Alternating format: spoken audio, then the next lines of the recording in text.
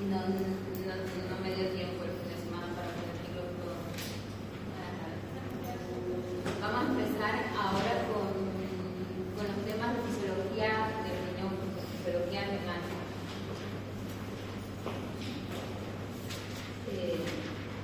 El primer es la unidad 4 o 5, creo que fue la unidad que se nos falta, que estaba intermedia entre la del cardíaco y la del sangre. El primer tema, vamos a hablar sobre los compartimientos del líquido corporal, cómo está compuesto y qué es lo que pasa en el líquido extracelular y intracelular cuando se producen los edemas. Para empezar a hablar de lo que son el líquido extracelular y el líquido intracelular, tenemos que ver cuál es la ingesta y la pérdida diaria de agua que tenemos en el organismo. Se estima que los líquidos ingeridos habitualmente en un adulto promedio de unos 60-70 kilos es de más o menos 2 litros diarios de agua. Obviamente la situación varía dependiendo de cada persona, pero la media debe ser de 2 litros diarios de agua. Otros ingresos que tenemos es a través del mismo metabolismo que realizan las células. Las células constantemente, ya saben, que están con intercambios entre agua y los iones, entonces ese metabolismo que tenemos también genera ingreso de líquido, ingreso de agua al organismo. Entonces, el total de ingresos diarios en una persona normal suele ser alrededor de 2.300 litros. Así como ingerimos agua, como tenemos ingesta de líquido, también tenemos que tener pérdida de líquido, porque si no, fuéramos un globo que nos siguiésemos hinchando sobre la ingesta que tuviésemos. Entonces, todo lo que entra tiene que salir. ¿Cómo perdemos lo que son los líquidos? Existen varios mecanismos por los cuales estamos perdiendo el líquido de manera continua. Uno son las pérdidas insensibles que existen en la piel. No estamos hablando de la sudoración como tal, sino que constantemente la piel necesita hidratación, la piel necesita que esté constantemente el agua en lo que es la dermis y la epidermis. Entonces, esas pérdidas que tenemos a través del vello, del tejido piloso, se consideran como pérdidas insensibles de la piel, que suelen ser alrededor de 350 ml. Luego tenemos las pérdidas insensibles por el pulmón, con la respiración. Ya saben que con la respiración también perdemos agua. Por eso es que cuando nosotros agarramos un espejo con el vidrio, soplamos, se empaña y botamos lo que es agua.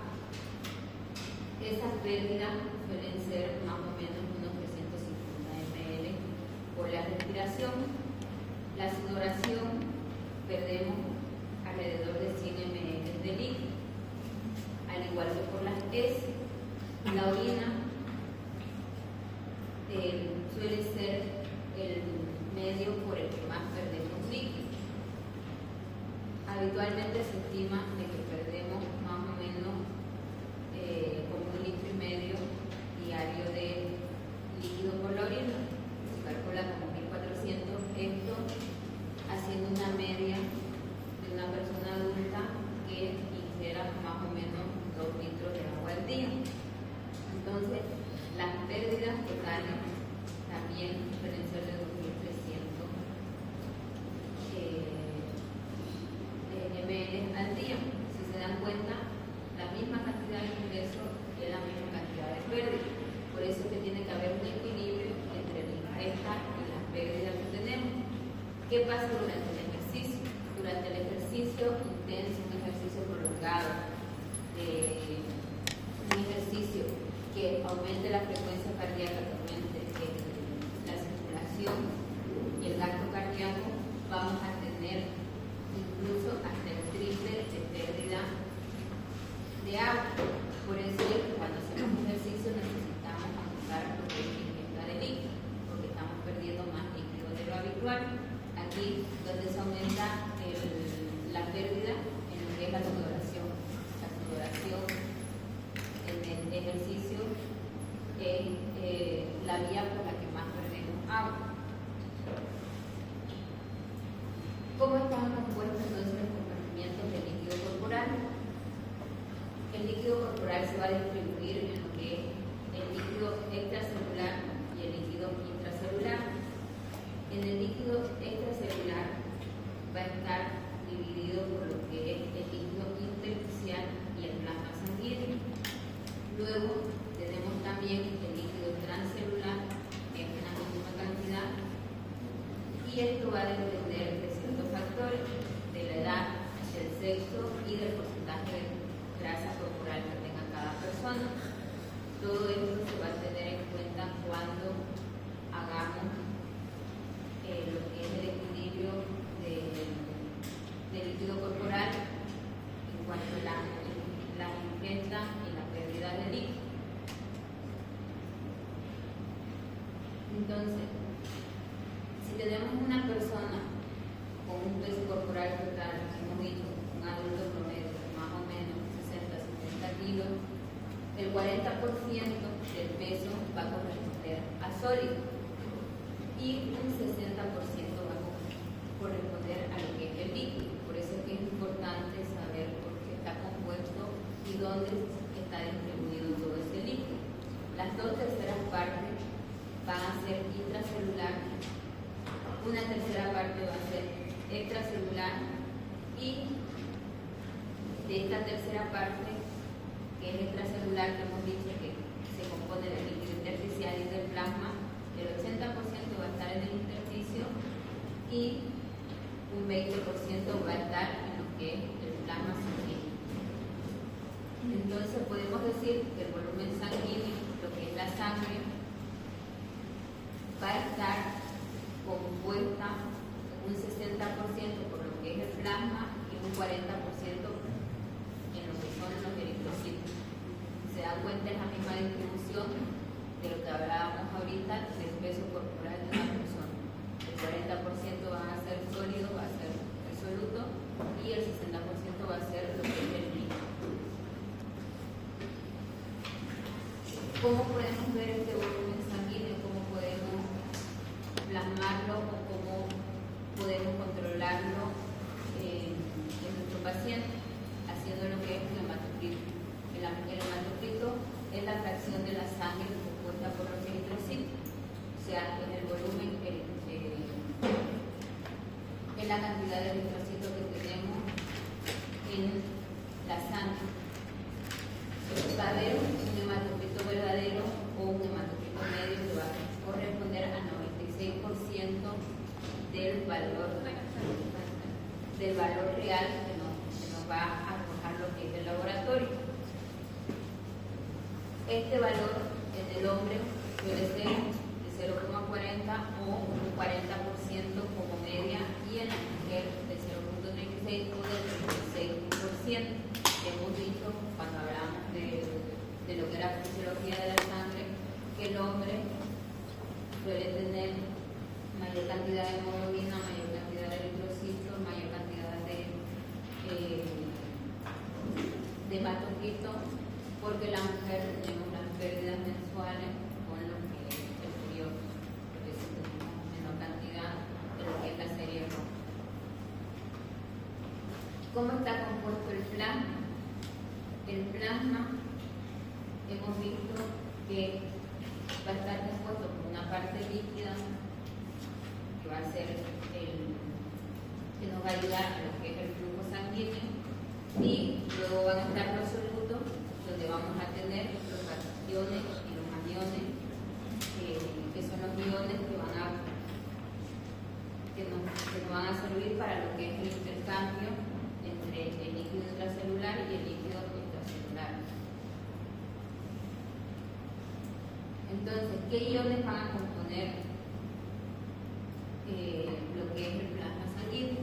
Hemos dicho que vamos a tener cationes por química de colegio, acuérdense, son los que tienen carga positiva, y los aniones son los que tienen carga negativa.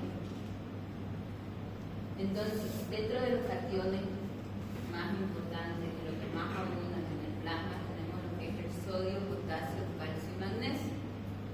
Y dentro de los aniones tenemos lo que es el cloro, el bicarbonato, el fosfato y los sulfatos.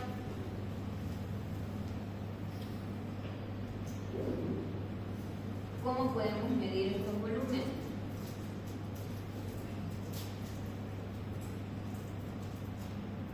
Existen ciertas sustancias indicadoras para poder medir estos volúmenes que no se miden habitualmente. Esto lo vamos a explicar para que lo entiendan un poco cuál es el funcionamiento y cómo se podría medir, pero se hace más en laboratorio, no es una prueba que nosotros realizamos al paciente habitualmente, pero se podría medir el volumen de cada uno de los compartimentos de cada uno de los líquidos.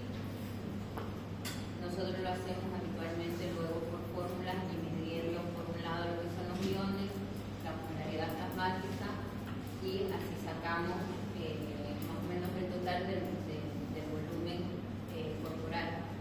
Pero en el caso de que quisiéramos sacarlo de forma correcta, existen ciertas sustancias que colocándola me va a indicar cuánto volumen hay en cada uno de los compartimientos.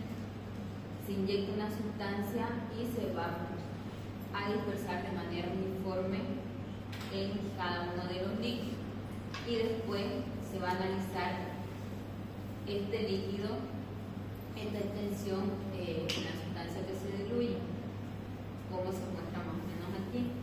Se pone la sustancia y separan lo que son los cationes, los aniones y los líquidos en diferentes colores.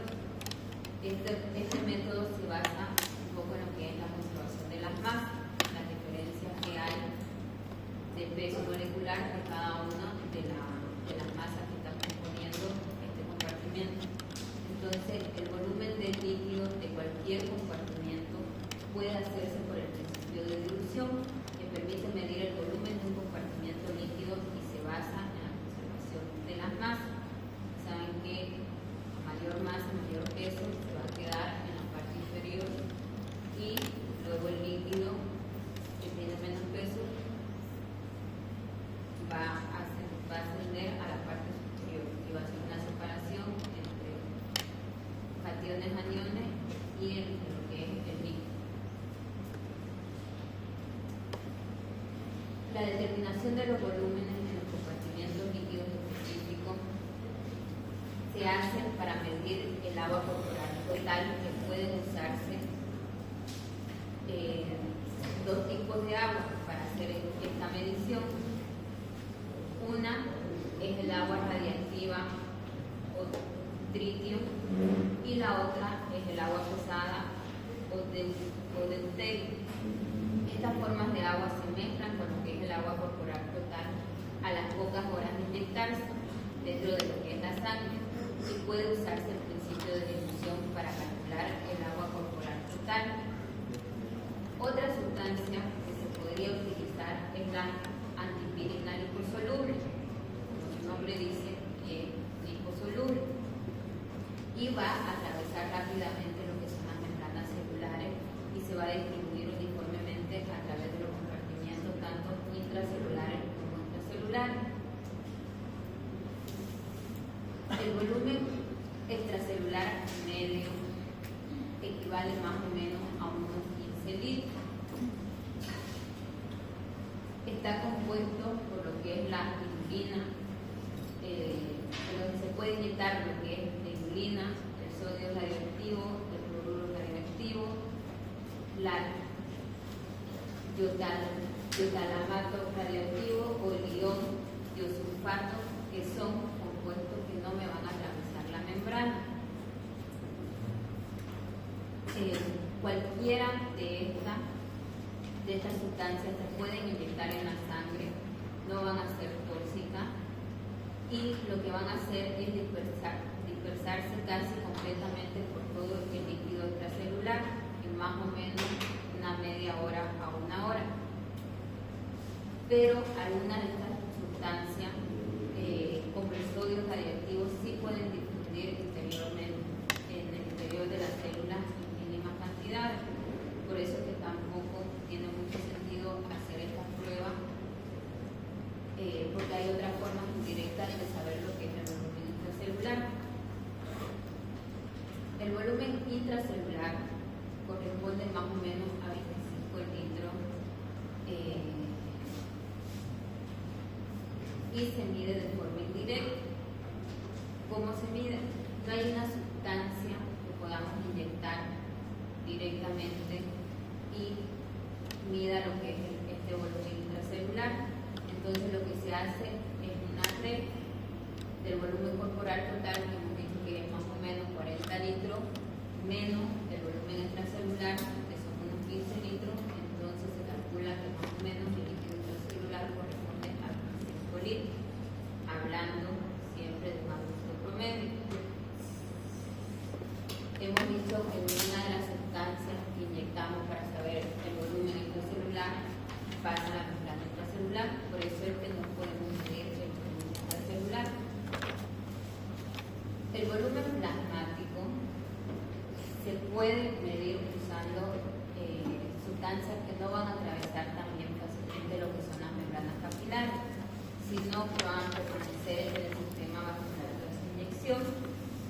Una de las sustancias más usadas es la albúmina sérica marcada con yodo radioactivo, o también un colorante que se une ávidamente a las proteínas, que es el azul de Evans o el azul beta, que este va a filtrar las proteínas. Las proteínas no salen del plasma. Ya saben que las proteínas no atraviesan los poros de los capilares. Entonces, esta sustancia las puede tener y así podemos determinar lo que es el volumen plasmático. El volumen sanguíneo se mide con el hematocito y el volumen plasmático, usando los métodos que hemos mencionado anteriormente. El volumen de la sangre también puede calcularse con lo que es esta fórmula, que es el volumen del plasma dividido entre 1 menos el hematocrito. Entonces, como tenemos todos estos valores, o podemos obtenerlos del paciente, podemos sacar el volumen total sanguíneo.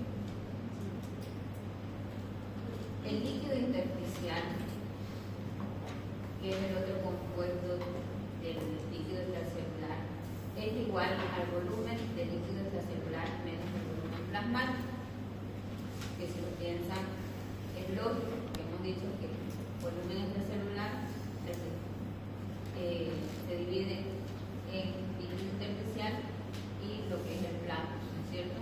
Entonces, si sabemos el volumen extracelular y el volumen plasmático, automáticamente podemos sacar lo que es el líquido intersticial.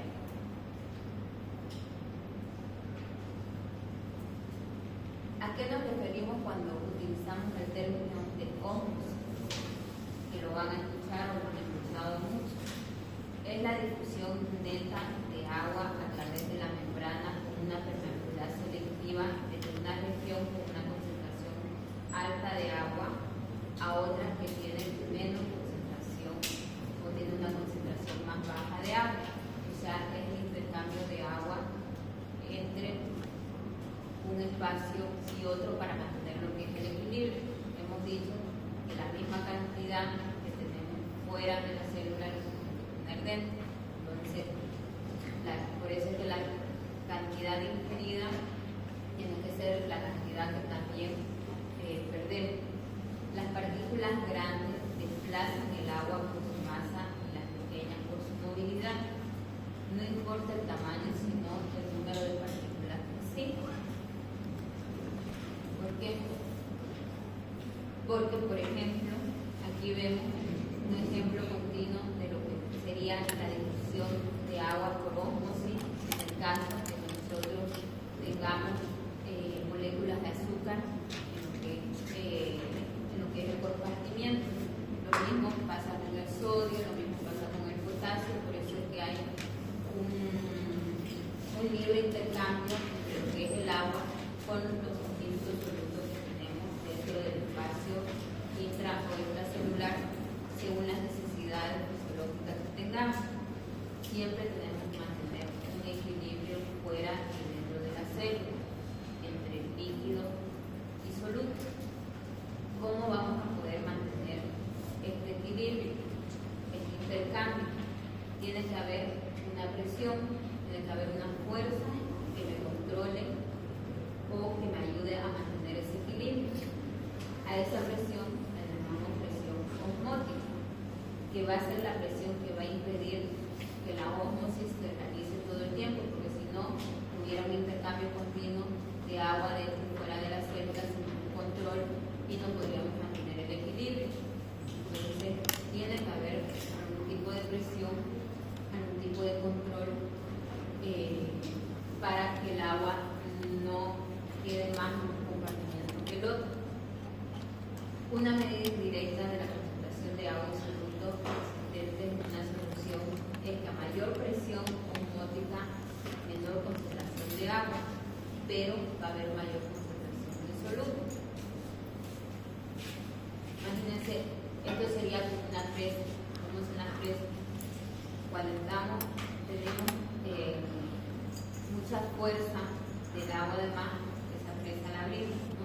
Pero cuando ya logramos equilibrar un poco lo que teníamos por fuera de la presa, esa presa se va a cerrar, ¿cierto? Lo mismo pasa más o menos con la presión osmótica.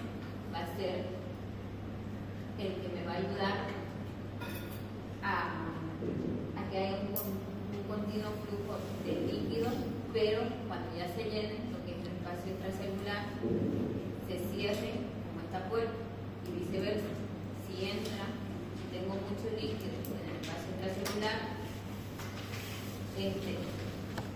va a pasar al espacio intracelular y ya cuando se llene y mantenga el equilibrio, se va a cerrar por lo que es la presión osmótica. Con esto vamos a tener entonces unas unidades que las vamos a poder determinar en lo que son pruebas sanguíneas. El osmol mide el número de partículas disueltas en una solución, entonces me va a medir las concentraciones. Va a estar representado por esa abreviatura que es osmol o miliosmol. La osmolaridad celular va a ser la concentración de una solución expresada en osmoles por kilogramo o litro de solución. Van a existir dos terminologías que se pueden usar indistintamente según la unidad de medida que utilicemos. La osmolaridad va a estar medida en kilogramos por litro de agua. En cambio, la osmolaridad va a estar medida en litro por litro de agua. Un litro de agua en lo que es el espacio celular va a ser equivalente a un kilo.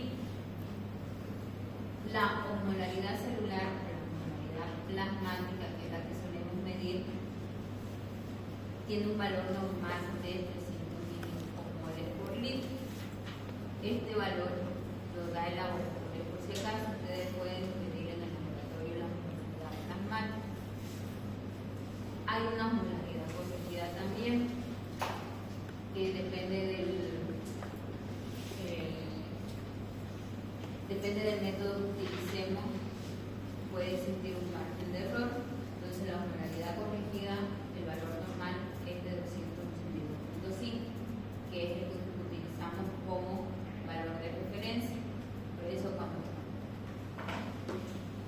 estudien más profundamente, la vamos a mencionar, la hiponatremia y la hipernatremia, tienen que pedir la osmolaridad plasmática, porque puede haber una hiponatremia una hipernatremia dilucional, y eso lo vamos a saber justamente viendo la osmolaridad plasmática, que es la concentración justamente de esa solución. Vamos a saber la concentración real que hay en esa persona. ¿Para qué nos va a servir esto? Para ver lo que son los medios isotónicos, hipotónicos o hipertónicos. Cuando decimos que la célula está isotónica, cuando no existe el cambio y fuera idéntico. Iso ya saben que es como un equilibrio. Entonces va a haber un equilibrio entre líquidos, solutos dentro y fuera de la célula. Aquí la osmolaridad plasmática va a ser normal, que va a ser de 280 milimoles por litro como medio. En cambio, cuando tenemos un medio hipotónico, hablamos de que va a existir una permeabilidad de la membrana intracelular y va a pasar mucho líquido dentro de la célula. Entonces la célula se va a hinchar y la osmolaridad tiende a bajar. La osmolaridad plasmática, cuando hay una sustancia hipotónica, va a ser en torno a 200, menos de 280 milimoles por litro. En cambio, cuando tenemos un medio hipertónico, va a pasar lo contrario. Va a salir lo que es el líquido de la célula hacia el espacio extracelular y la célula se va a encoger, la célula se va a contraer, se va a deshidratar. Para entenderlo mejor, la célula se deshidrata. Y entonces la osmolaridad plasmática va a aumentar, va a haber más concentración fuera de la célula, entonces la osmolaridad plasmática va a subir fuera más de los valores normales. Entonces, cuando hablamos de las soluciones que van a escuchar, cuando hidratamos a un paciente o elegimos algún tipo de solución, algún tipo de suero para colocarle al paciente, van a escuchar el término sustancia o soluciones isotónicas, hipotónicas o hipertónicas. El concepto se debe a la cantidad de soluto y a la cantidad de agua que tiene esa sustancia. La sustancia isotónica, las más habituales y las que más utilizamos son la solución fisiológica al 0,9%, que quiere decir esto, que tiene una concentración de cloruro de sodio al 0,9%. Y una solución glucosada o dextrosa al 5%.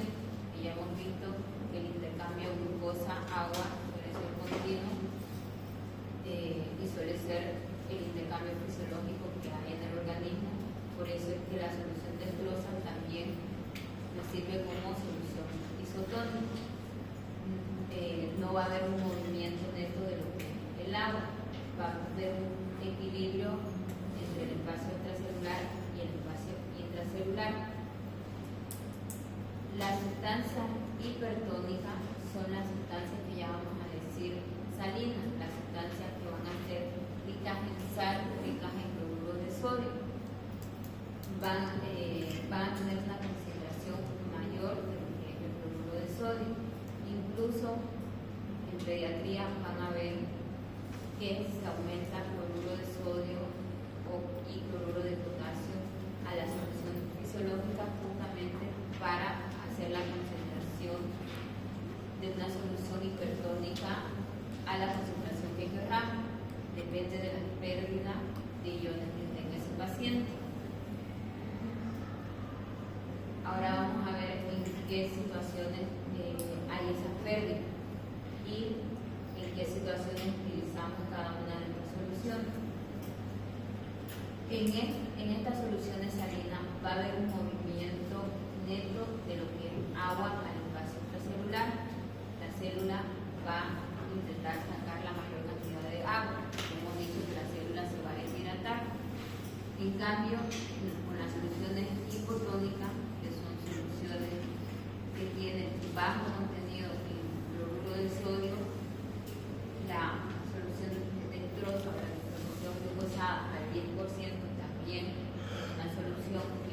isotónica va a haber un movimiento neto del agua hacia el interior de la célula, entonces la célula se va a hinchar, va a haber como un edema celular.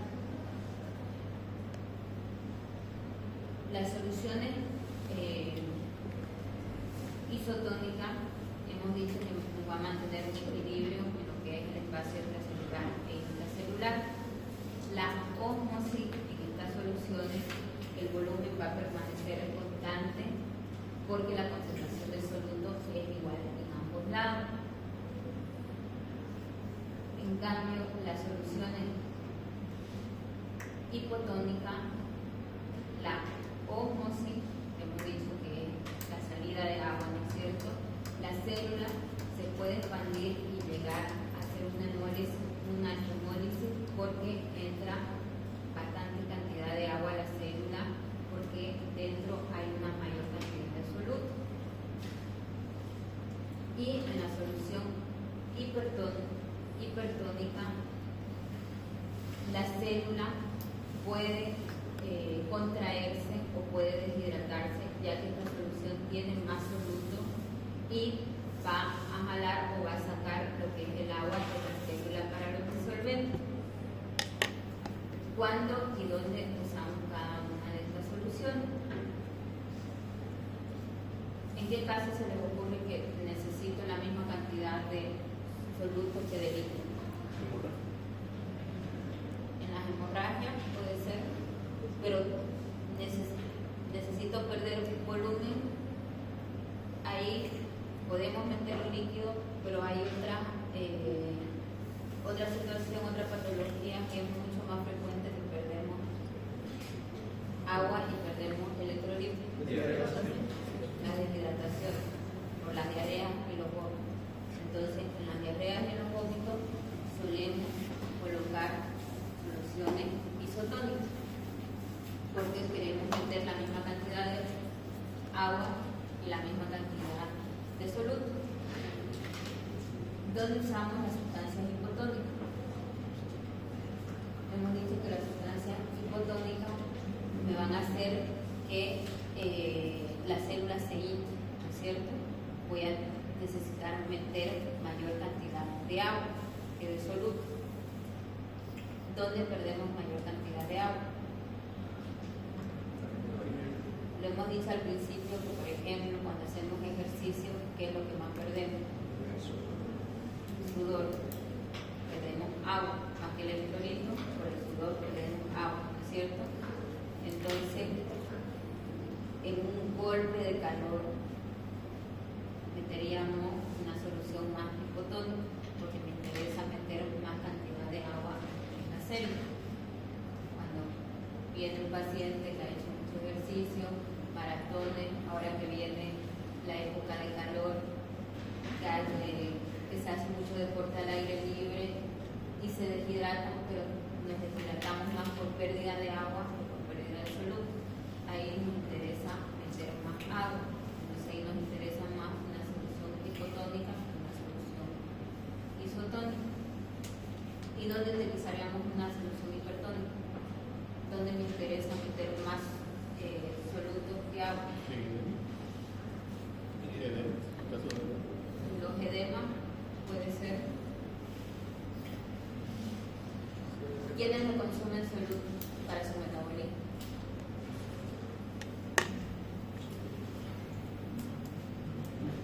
¿En qué situaciones no pueden consumir otros microorganismos? Soluto para el organismo. Las infecciones, la fiebre, perdemos agua y perdemos soluto.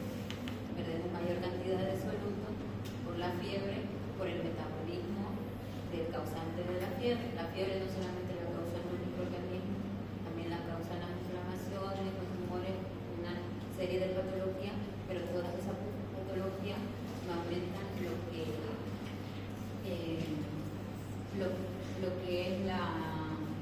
el intercambio de soluto. Necesitan soluto para su metabolismo. Entonces ahí me interesa meter más soluto que agua. La fiebre, por ejemplo, de ello. Entonces, las soluciones isotónicas para las hidrataciones provocadas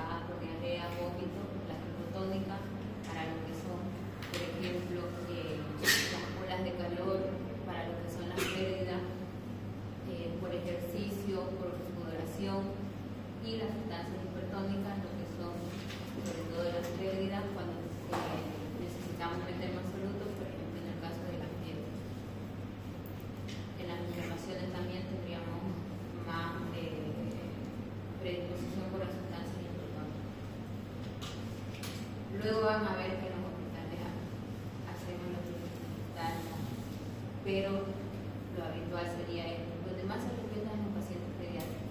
Los pacientes pediátricos, los pediatras sí que suelen respetar, que son las pérdidas tanto de solutos como de agua, porque los niños se deshidratan más rápido, los niños se descompensan más rápido, lo bueno es que los niños se compensan más rápido también. Entonces, y ellos tienen que calcular la cantidad de agua que meten por kilogramo peso. Entonces, por eso también cuidan mucho de eso.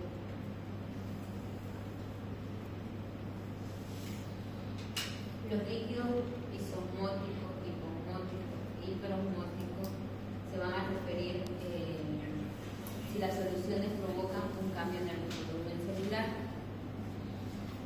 Es muy similar a lo que son las sustancias isotónicas, hipertónicas, hipotónicas. Va a ser la diferencia de la osmolaridad que me va a mantener en el líquido extracelular. Si me mantiene la misma osmolaridad, es isosmótica. Si me la disminuye, es hiposmótica, y si me la aumenta, es hiperosmótica. Con que se quede con ese concepto, me vale. El volumen y la osmolaridad en los líquidos extracelulares e intracelulares en los estados anormales van a ser causados por una mayor ingesta de agua, por una deshidratación, por difusión intravenosa de diferentes tipos de soluciones, por la pérdida de líquido en el aparato digestivo o por la pérdida normal de líquido a través de otros organismos, de otras regiones, como lo hemos visto, como el sudor, a través de la orina, a través de las heces. Entonces, van a haber estados que va a haber una pérdida de este volumen y de esta osmolaridad de forma normal. Incluso la ingesta de agua, ya van a ver la potomanía, que es la ingesta excesiva de agua que me da alteraciones iónicas, porque bebo más agua de lo que necesita el organismo. Entonces, eso de que dicen de que el agua es buena, de que hay que beber mucho agua, en parte es cierto, pero todo el exceso al final hace daño, incluso el agua. Así que hay que tener también un equilibrio. A veces el organismo no le da tiempo de compensar toda esa ingesta de agua que estamos metiendo y que no estamos gastando